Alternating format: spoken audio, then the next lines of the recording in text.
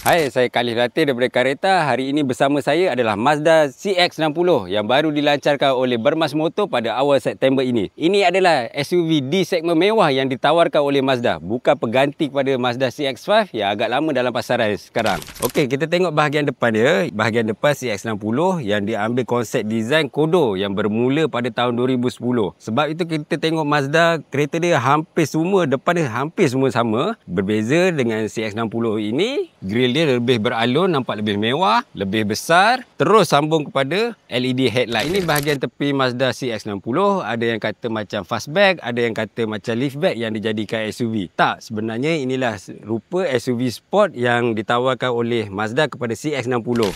Okey, kita bercerita pula pada bahagian tayar dan suspensi CX-60 ni. Untuk saiz 235 50 R20, jenis tayar Goodyear Efficient Grip. Yang ni tayar silent lah. Untuk suspensi depan digunakan double wishbone. Bahagian belakang Mazda CX-60 ni menggunakan suspensi multi-link. Suspensi multi-link ni macam yang anda tahu, banyak yang digunakan pada kereta-kereta yang memfokuskan pada pemanduan sporty dan lincah. Okey, jom kita tengok bahagian belakang Mazda CX-60 ni. Kita boleh tengok Mazda mengekalkan identiti Mazda, design kodo dia. Okey, ini lampu brake LED dia tak bersambung terus dengan lampu sebelah. Kiri dan kanan tak bersambung, tak macam design-design kereta moden pada China. Okey, jom kita tengok berapa besar bahagian belakang ruang boot Mazda ni.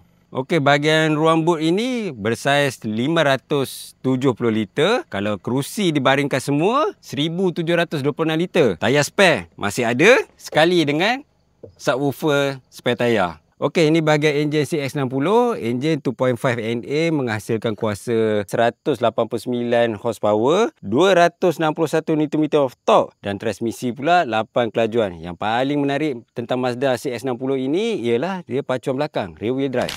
Okey, ini bahagian dalam Mazda CX-60. Material dashboard daripada soft material. Ini infotainment. Saiz skrin ni 12.3 inci. Kawalan aircon masih ada butang fizikal. Ada cup holder. Ini ada wireless charger handphone. Untuk kawalan transmisi di sebelah sini. Mode driving pun di sini ada dua sahaja. Normal dan sport. Ini command control Mazda. Kenapa ada ini? Sebab dia tak ada touchscreen. Pada bahagian meter, saiz 12.3 juga. Sistem speaker audio dia daripada Bose.